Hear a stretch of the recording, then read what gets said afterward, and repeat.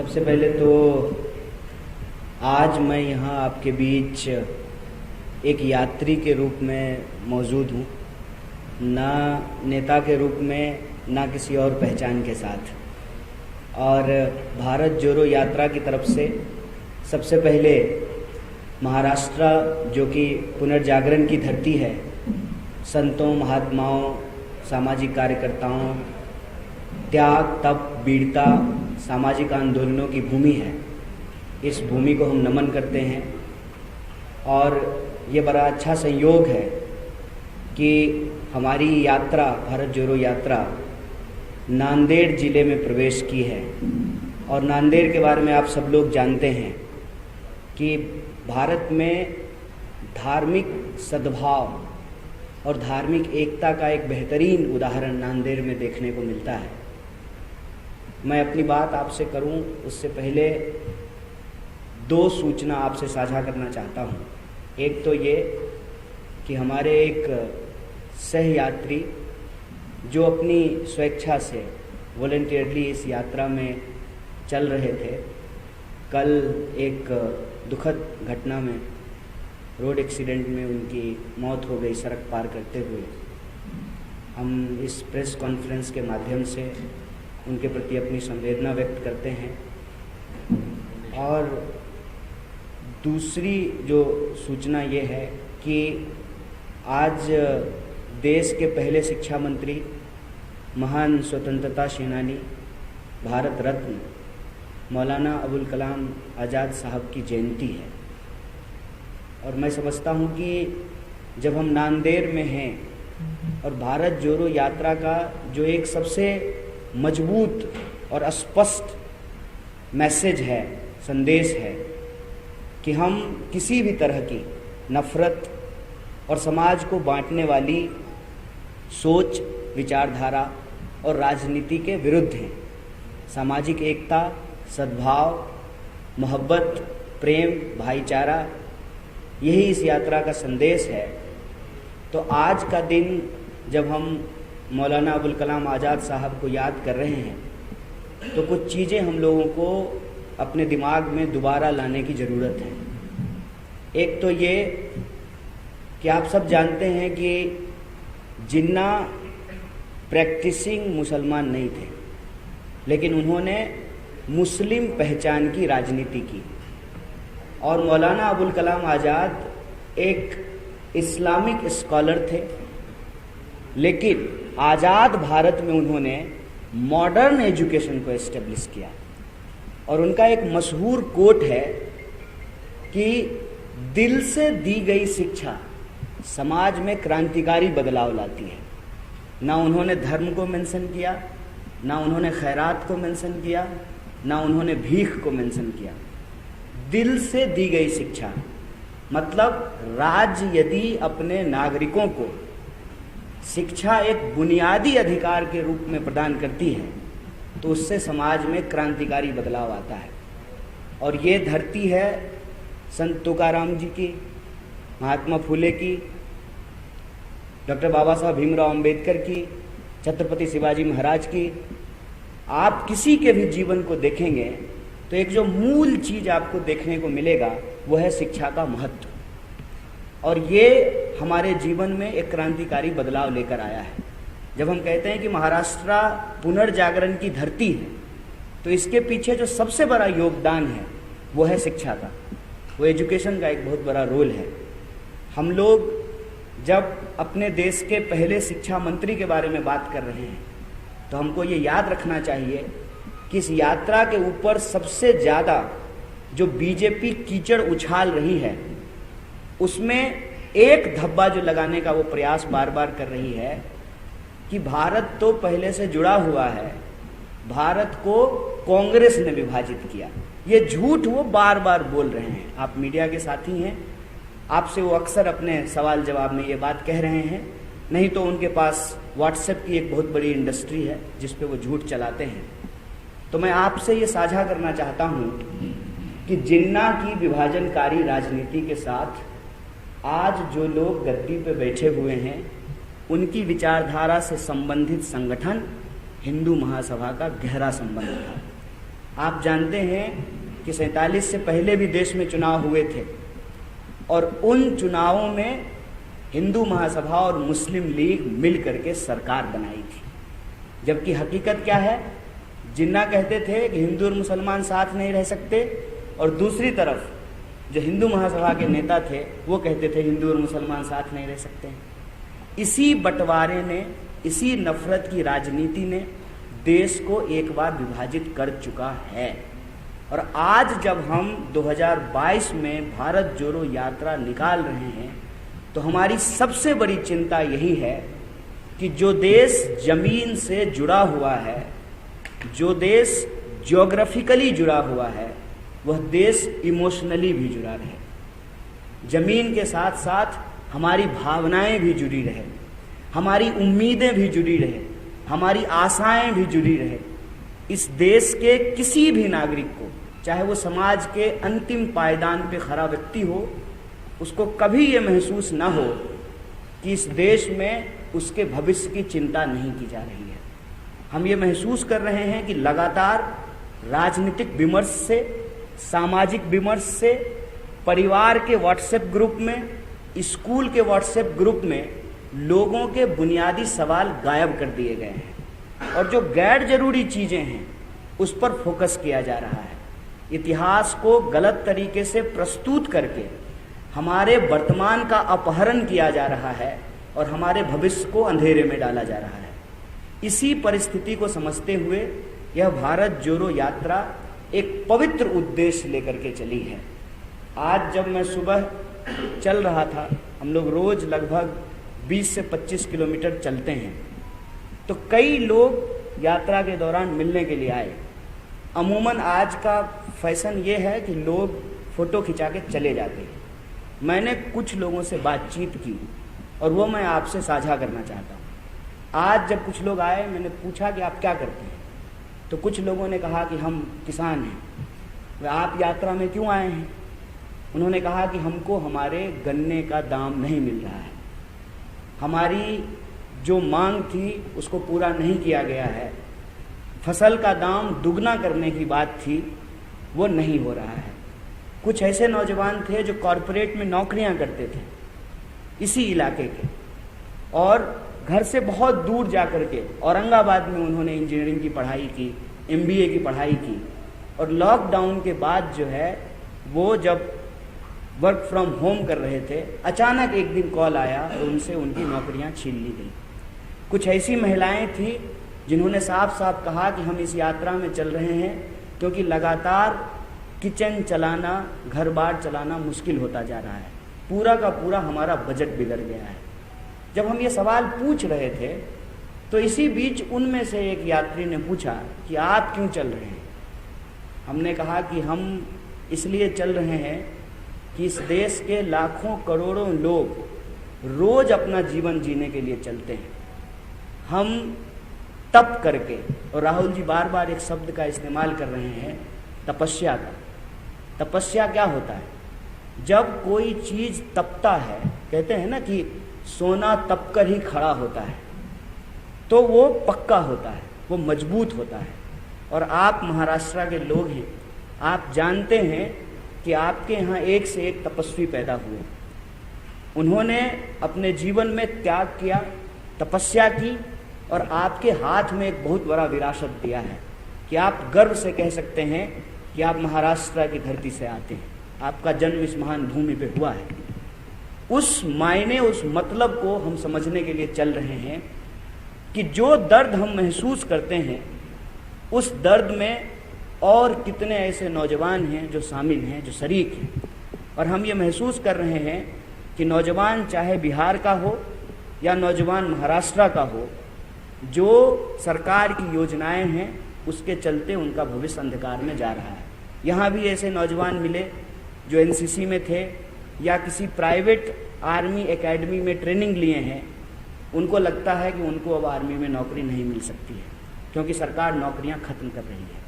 और मेरी उस बात से वो सहमत होते हुए नजर आए कि आपके बच्चे की नौकरी की गारंटी नहीं है।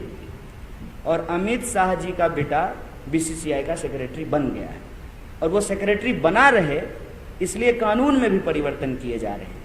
और मज़ेदार बात यह है कि प्रधानमंत्री चुनावी रैलियों में खड़ा होकर के परिवारवाद पे भाषण देते हैं। ये जो देश की गंभीर परिस्थिति है, इस परिस्थिति में भारत जोड़ो यात्रा का एकमात्र लक्ष्य है कि अगर समाज में नफरत होगा, अगर समाज में डर होगा, अगर समाज में गुस्सा होगा, तो समाज के लोग आपस में लड़ेंगे। समाज के लोगों को इकट्ठा होकर के गरीबी के खिलाफ लड़ने की ज़रूरत है, छुआछूत के खिलाफ लड़ने की ज़रूरत है, महंगाई के खिलाफ लड़ने की ज़रूरत है, बेरोजगारी के खिलाफ लड़ने की ज़रूरत है। लेकिन समाज अगर पहचान के आधार पर एक दूसरे से लड़ता रहेगा, अगर देश एकजुट नहीं होगा, तो फिर देश प्रगति कैसे करेगा। यही इस यात्रा का लक्ष्य है। और इस यात्रा की सबसे बड़ी खास बात यह है कि जब हम राज्य दर राज्य, कदम दर कदम आगे बढ़ते जा रहे हैं, तो जो बात आपने सुनी होगी, जो बात आपने किताब में पढ़ी होगी, उन बातों को हम अपनी आँखों से देख रहे हैं कि यह देश अलग अलग होते हुए भी कितना एक जैसा है। आपको भाषा अलग मिल सकती है, बोली अलग मिल सकती है। मुझे यहाँ आकर के ही पता चल चुका है कि 200-250 किलोमीटर चलने के बाद ही मराठी में ही परिवर्तन हो गया है। पूरे महाराष्ट्र में एक सी मराठी नहीं बोली जाती है। तो आप सोच लीजिए कि जब हम राज्य दर राज्य गुजर रहे हैं, तो कितने तरह के भाषाओं में परिवर्तन देखा। लोगों की खान पान, बोली, विचार, जीवन जीने के तरीके, मकान और दुकान के बनाने के तरीके, ये देख करके लगता है कि यह देश इतना विविध है और इसकी विविधता इसकी ताकत है। इस ताकत को बचाए रखने के लिए इस देश के जो लोग, प्रेम करने वाले लोग, जिनको इस देश से मोहब्बत है, जिनको ये महसूस होता है कि कहीं ना कहीं उनकी उम्मीदें टूट रही हैं, उनकी आशाओं पे पानी फिर रहा है, उन सब से मैं ये अपील करना चाहता हूँ, ये गुजारिश करना चाहता हूँ कि आप खुद के लिए चलिए, आप अपने मुद्दे के लिए चलिए, आप अपने हाथ में वो मुद्दा लिख करके चलिए। कोई अगर महिला चलना चाहती है तो वह नारी सुरक्षा के लिए चले, कोई नौजवान यदि चलना चाहता है तो रोजगार के लिए चले, कोई अगर सामान्य परिवार चलाने वाला व्यक्ति है तो वो महंगाई को लेकर के चले, कोई किसान अपने फसल के दाम को लेकर के चले। और मीडिया के कुछ साथी इसलिए भी चल सकते हैं कि सरकार की तमाम बदनामियों को छुपाने का काम आज आपके कंधे पे आ गया है। अगर ये काम आप नहीं करेंगे तो आपकी नौकरी भी खतरे में पड़ जाएगी। तो आप अपनी सुरक्षा के लिए चलिए। यह यात्रा देश की यात्रा है। कांग्रेस बस इस यात्रा को ऑर्गेनाइज कर रही है। बार बार लोग ये सवाल पूछ रहे हैं कि बीजेपी को हराना है। बीजेपी को हराने के लिए यात्रा नहीं है, देश को बचाने के लिए और देश को जिताने के लिए यात्रा है। आप सब हमारी बात को सुने। और साथी ने कहा कि 1-to-1 करेंगे, समय की परेशानी है। प्रेस कॉन्फ्रेंस भी हम लोग इसीलिए कर रहे हैं कि सबसे बात नहीं कर पाते हैं। जितना प्रश्न पूछना है आप पूछ लीजिए, सारे प्रश्नों का जवाब देंगे। और आप सब यहाँ आए, इसमें शामिल हुए, एक बार पुनः आपका धन्यवाद। बहुत शुक्रिया।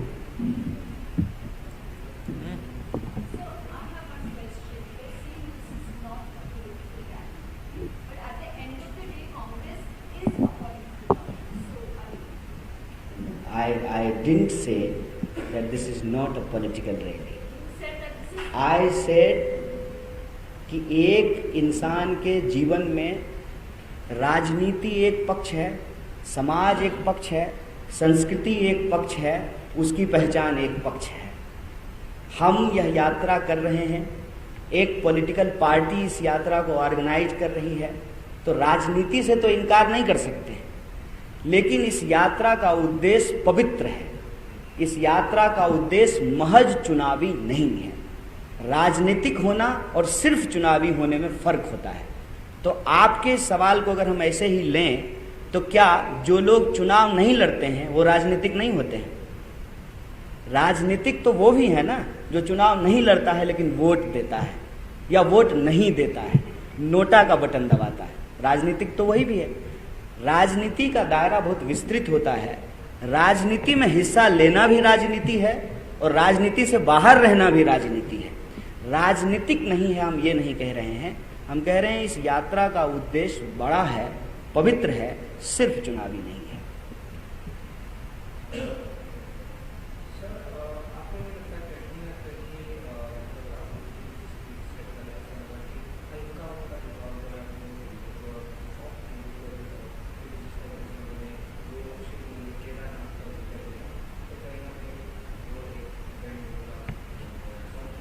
आपका चश्मा ठीक है ना?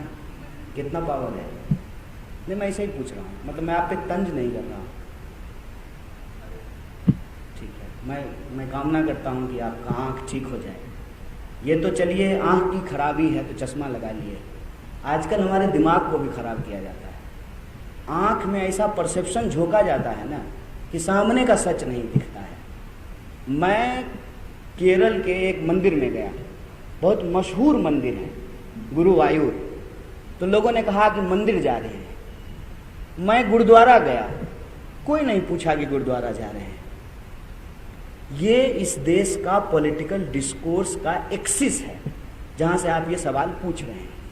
मैं कहता हूं कि ये ना अंतिम सत्य नहीं है।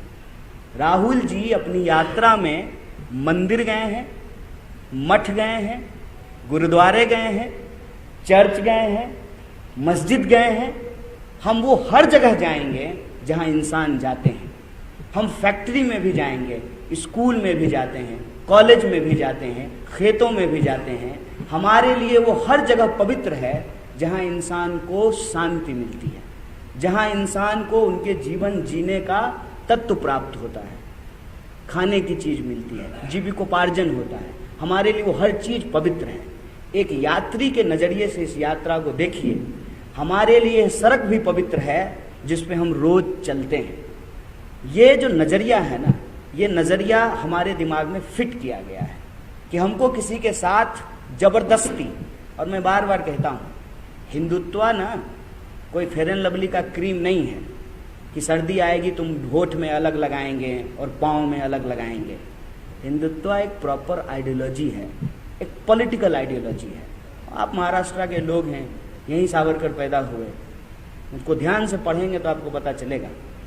जो आज व्हाट्सएप पे हिंदुत्व समझाया जा रहा है और जिस तरीके से सॉफ्ट और हार्ड का बताया जा रहा है, जहर जहर होता है साहब। सांप का बच्चा भी उतना ही जहर करता है जितना सांप का बूढ़ा जहर करता है।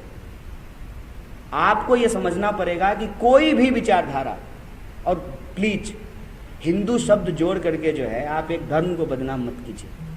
कोई भी विचारधारा किसी भी धर्म का नाम लेकर के, किसी भी धर्म के प्रतीक का इस्तेमाल करके अगर इंसान को आपस में लड़ाता है तो वह धार्मिक तो कतई नहीं है, क्योंकि धर्म का एकमात्र उद्देश्य है मानव मात्र की मुक्ति, मानव मात्र को आपस में लड़ाना नहीं। और यही बात तो मैंने अपनी इस प्रेस कॉन्फ्रेंस की शुरुआत में कही कि आप बताइए कि मुस्लिम लीग कह रही थी कि हिंदू मुसलमान साथ नहीं रह सकते, हिंदू महासभा कह रही थी कि हिंदू मुसलमान साथ में नहीं रह सकते हैं, दोनों मिलकर के सरकार कैसे बना लिए?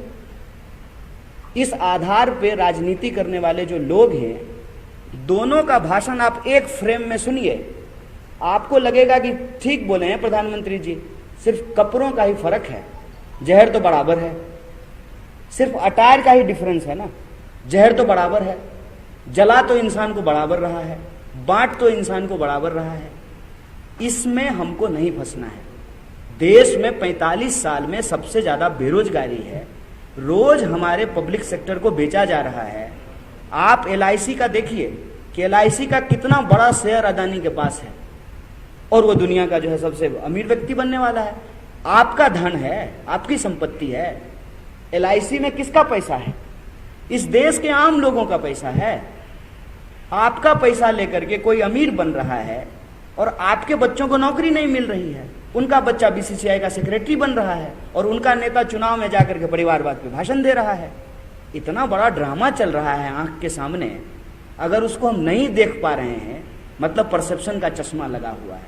आई would like to request you, please remove it and try to see the truth. It is not about hard and soft, it is about truth, it is about reality.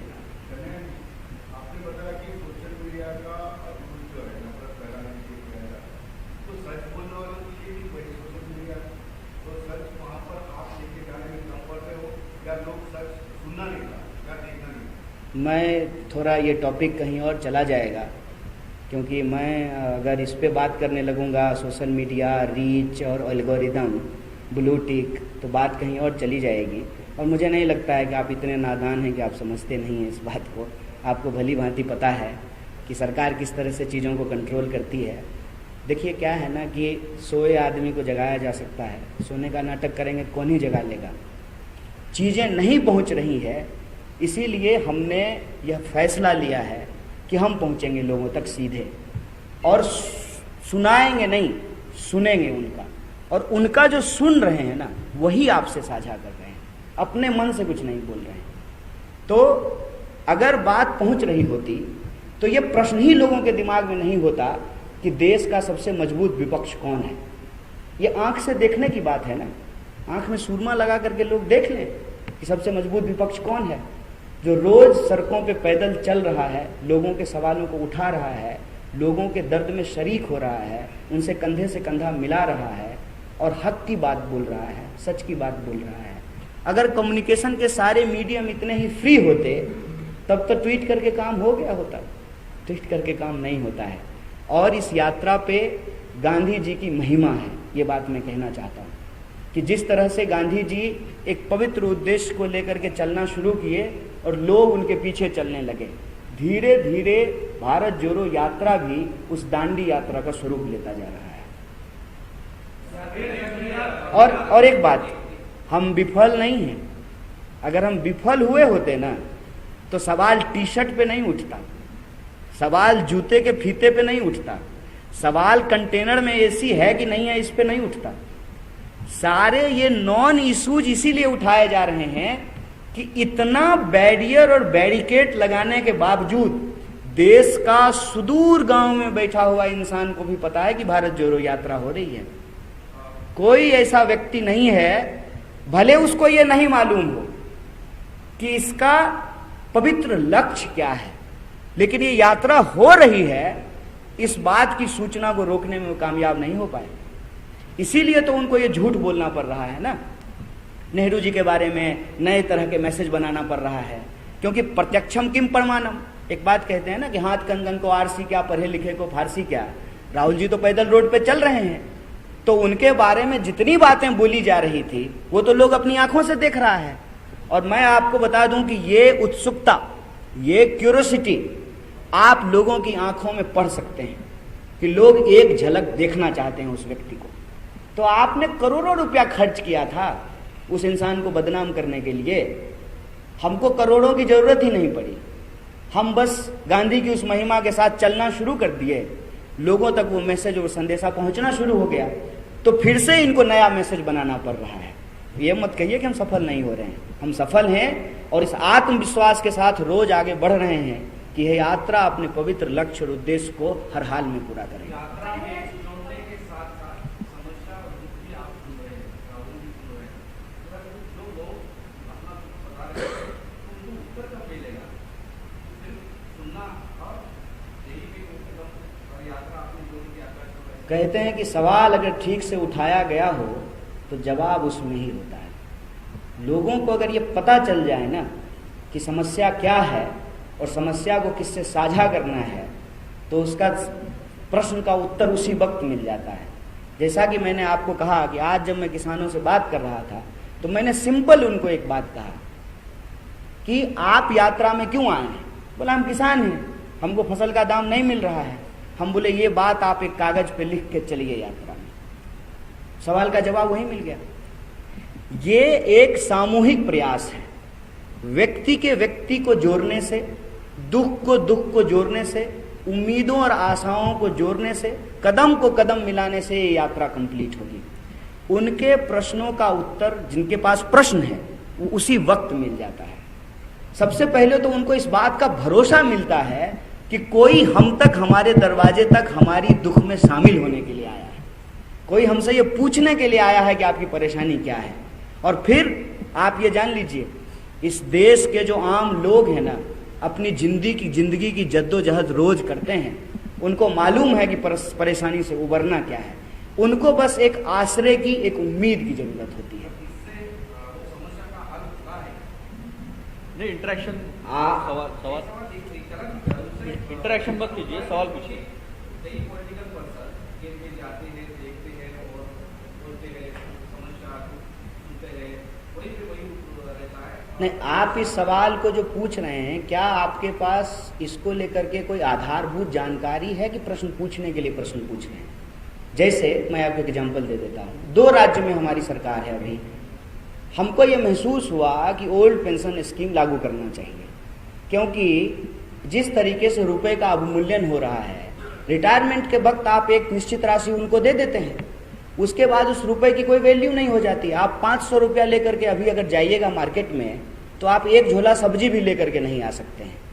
तो वो रुपए जो है उनके बुढ़ापे का सहारा बन नहीं रहा है। तो जब तक इंसान जिंदा रहेगा, तो अपनी जिंदगी में जो उसने सेवाएं दी हैं, जब उसका शरीर चल रहा था, जब आज उसका शरीर चल नहीं रहा है, तो उसको सामाजिक सुरक्षा कैसे मिलेगी? इस बात को जब महसूस किया गया, तो दोनों राज्यों में ओल्ड पेंशन स्कीम लागू कर दिया गया। आप अगर इस पर आधारभूत जानकारी के साथ ये प्रश्न पूछ रहे हैं, तो आपको मालूम होता कि हम जो संकल्प ले रहे हैं उसको ऑलरेडी जहां राज्य में सरकार है उसको लागू कर रहे हैं। जैसे संविदा कर्मियों को परमानेंट किया गया है, तो समस्याओं का हल कैसे नहीं होता है, आप ये प्रश्न कैसे पूछ रहे हैं? मेरा मानना है कि अगर हम एक लक्ष्य लेकर के चल रहे हैं, उस लक्ष्य में अगर जन समर्थन प्राप्त होगा, तो स्वाभाविक रूप से जब हमको राजकाज चलाने का जो है जिम्मेवारी लोग देंगे, तो यह हमारी ईमानदारी है, बेसिक ईमानदारी, हम उसको पूरा करेंगे। और देश ने 70 सालों में क्या लोगों की उम्मीदों को पूरा नहीं किया है? मैं आपके सामने एक उदाहरण हूं। मेरी माँ की जो आमदनी थी, उसमें मैं पीएचडी नहीं कर पाता अगर इस देश में शिक्षा को बुनियादी अधिकार नहीं बनाया गया होता। मैं किसी गराज में काम कर रहा होता। तो शिक्षा लोगों को दिया गया, यही वादा था ना। आजादी के आंदोलन के क्या सपने थे? उसका तो सबसे पहला सपना उसी वक्त पूरा हो गया जब अंबानी का वोट 1 और उसके घर में काम करने वाला स्वीपर का वोट 1 हो गया। अगर लोकतंत्र का यह स्वरूप नहीं होता, तो क्या माननीय नरेंद्र मोदी जी देश के प्रधानमंत्री हो पाते? तो आप कैसे कहते हैं कि लोगों की उम्मीदों को पूरा नहीं किया जाता है? पूरा किया जाता है। हो सकता है कि सारी उम्मीदें ना पूरी की गई हों। जब आप देश चलाते हैं, राजकाज चलाते हैं, तो आपसे जो है कुछ कमी बेसी भी होती है। हम उसको बड़ी सहजता से स्वीकार करते हैं, इसमें कोई दिक्कत नहीं।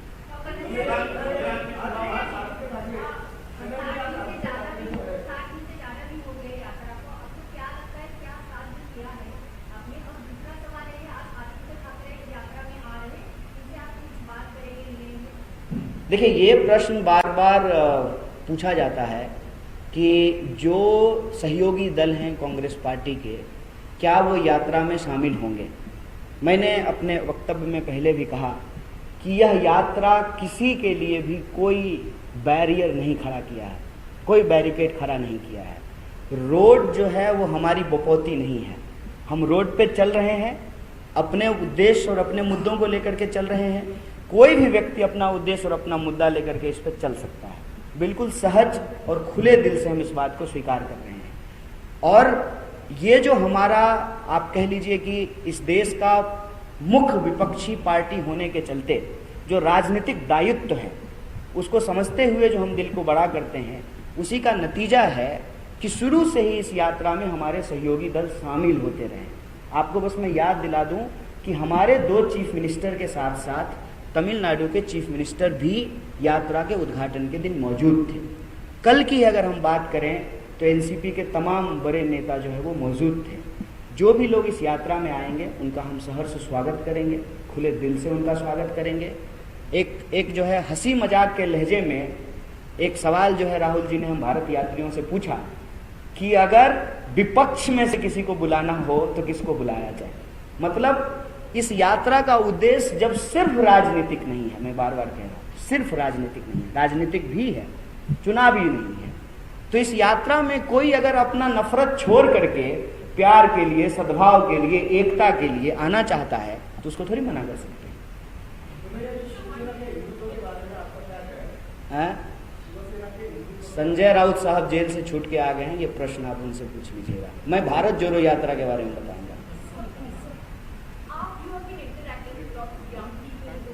let me take others question. Bharat जोड़ो यात्रा के बारे में कहें। भारत जोड़ो यात्रा का भारत जोड़ो यात्रा देखिए, ये प्रश्न जो है ना मुझे कई बार पूछा गया, क्योंकि छुट्टी जब होता है, अभी जैसे 13 तारीख को हमारी छुट्टी है, उसके बाद 21 तारीख को हमारी छुट्टी है, तो हम यात्री हैं, यात्री होने के साथ साथ जो है कांग्रेस के कार्यकर्ता भी हैं, तो पार्टी की जिम्मेवारियों को निभाना भी एक जो है कर्तव्य है हमारा। तो मैं पिछली बार गुजरात गया था पिछली छुट्टी में, तो लोगों ने मुझे पूछा कि भारत जोड़ो यात्रा का क्या इम्पैक्ट है। हमने कहा कि भारत जोड़ो यात्रा का इम्पैक्ट इलेक्शन से पहले इमोशन पर है, इसको नोट कीजिएगा। और इमोशन की बात मैं इसलिए करना चाहता हूं आज, कल एक मैच हुआ था इंग्लैंड और भारत का। इंग्लैंड और भारत का मैच था ना, टेक्निकली वो बीसीसीआई की टीम है, भारत सरकार की टीम नहीं है ना, इसको समझिए। लेकिन आप सब ने कहा कि भारत का मैच था, क्योंकि आप उससे इमोशनली जुड़े हुए हैं। वो जीता तो आप खुश हुए, हार गया तो आपको दुख हुआ। इमोशन बहुत बेसिक चीज होता है।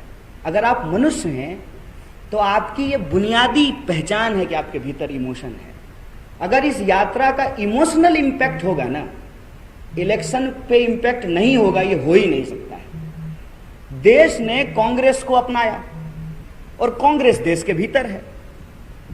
देश कांग्रेस को अपना ले और देश को जिस तरह से कांग्रेस ने बनाया उसको देश याद कर ले, कांग्रेस का इलेक्टोरल इंपैक्ट नहीं होगा, यह प्रश्न ही जो है बचकानी बात है।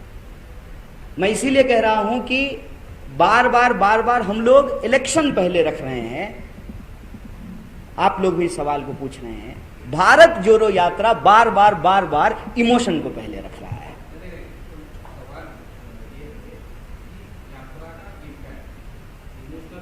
अभी यात्रा खत्म भी नहीं हुआ है, शादी भी नहीं हुई है और बच्चा का नाम पूछ रहे हैं आप।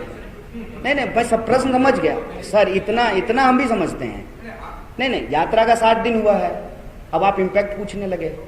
मैंने शादी नहीं हुआ, बच्चा का नाम पूछने लगे। नहीं, आपको नहीं लगता कि समय से पहले ये प्रश्न पूछा जा रहा है?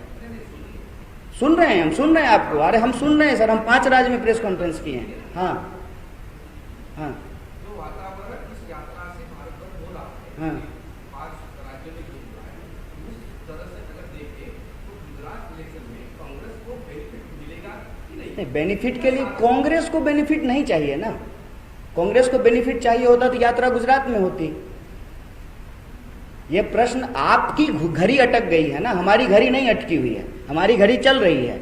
हम रोज 25 किलोमीटर चल रहे हैं, आपकी अटकी हुई है। आप भी सुबह आइएगा, मैं आपको इनवाइट करता हूं चलने के लिए। नहीं, मैं वही कह रहा हूं, 9 किलोमीटर नहीं चल के आए। मैं 1500 किलोमीटर चल लिया हूं, मैं 1500 किलोमीटर चला हूं सर। मैं जो कह रहा हूं उसको समझिए। हम क्वेश्चन आपका डॉज नहीं कर रहे हैं, बस हम आपको ये कह रहे हैं कि हम पार्टी के कार्यकर्ता हैं, कांग्रेस एक राजनीतिक दल है, तो सिर्फ और सिर्फ चुनाव पे मत अटक जाइए। इस यात्रा का उद्देश्य इलेक्टोरल नहीं है, इतना क्लियरली बोल रहे हैं। इम्पैक्ट का जहां तक सवाल होगा, अगर हम लोगों के इमोशन को जोड़ पाएंगे, जो इस यात्रा का लक्ष्य है, लोगों की भावनाओं, उम्मीदों और आशाओं को जोड़ना, तो स्वाभाविक रूप से वही लोग जाकर के वोट करेंगे ना। अगर इलेक्टोरल हमारा प्राइमरी एजेंडा होता, हम बार बार कह रहे हैं, तो इस यात्रा के रूट में हिमाचल और गुजरात होता। इस यात्रा का रूट दक्षिण से उत्तर की तरफ है। हम जबरदस्ती जो है महाराष्ट्र से अपना रूट घुमा करके गुजरात तो नहीं चले जा रहे हैं। और गुजरात का जहां तक चुनाव का सवाल है, गुजरात में जो लोग काम कर रहे हैं, जो लोग वहां जाकर के बात कर रहे हैं, उनको मालूम है कि कांग्रेस जो है जमीन पे बहुत मजबूती से लड़ रही है। वो एक बिल्कुल एक अलग अलहदा सवाल है। मैं बस ये आपसे आग्रह कर रहा हूं कि उस सवाल को इस सवाल से जबरदस्ती बेमेल मैच कराने की जरूरत नहीं है।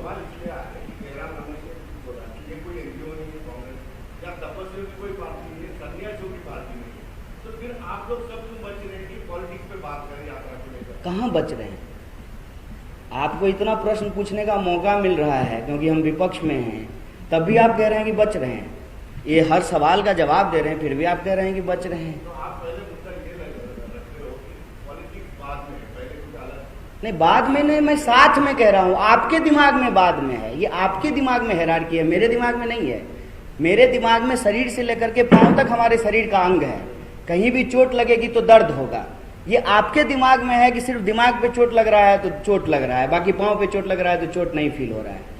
हम कह रहे हैं कि एक व्यक्ति के जीवन में सामाजिक मुद्दे भी उतने इम्पोर्टेंट हैं, राजनीतिक मुद्दे भी उतने इम्पोर्टेंट हैं। हम ये देख रहे हैं कि राजनीतिक विमर्श को सामाजिक भेदभाव और उस विभाजन में फंसा दिया गया है, तो हम तो साथ में उठा रहे हैं, पहले और बाद तो हम कर ही नहीं रहे हैं। ये सवाल आप हमारे मुंह से क्यों बुलवाना चाहते हैं कि हम चुनाव जीतने के लिए यात्रा कर रहे हैं? हम इसको सीधे सीधे इनकार कर रहे हैं, और इसमें पहले बाद में उन्होंने ऐसा कहा, ऐसी तो कोई बात नहीं है। हम सब एक सुर में एक ही बात बोल रहे हैं। हमको अलग अलग कमरे में ले जाकर के आप सारे भारत यात्रियों से बात करेंगे, सब एक ही बात करेंगे, क्योंकि सब चल रहे हैं और सब एक ही चीज महसूस कर रहे हैं। हम तो बस यही आग्रह कर रहे हैं कि आप भी चलिए हमारे साथ, अपनी तख्ती लेकर चलिए, अपना मुद्दा लिख करके चलिए। सिंधे से बात है। Yes please.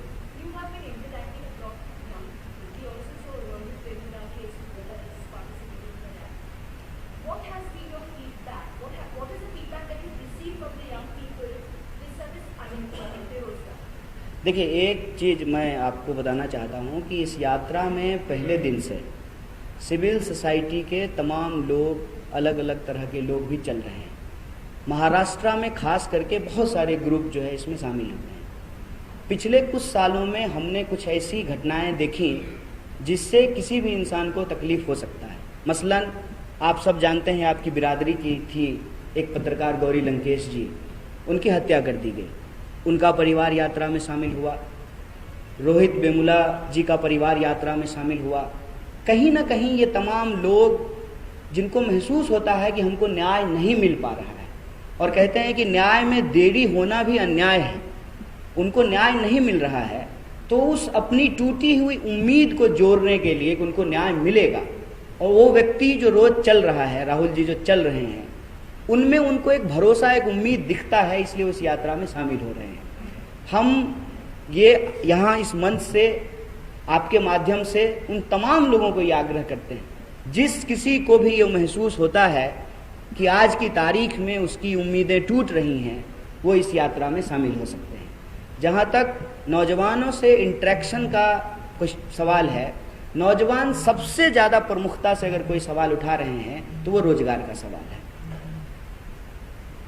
मेरे ख्याल से प्रश्न जो है अब रिपीट हो रहा है, हम लोग इनसे विदा लेने का इजाज़त चाहते।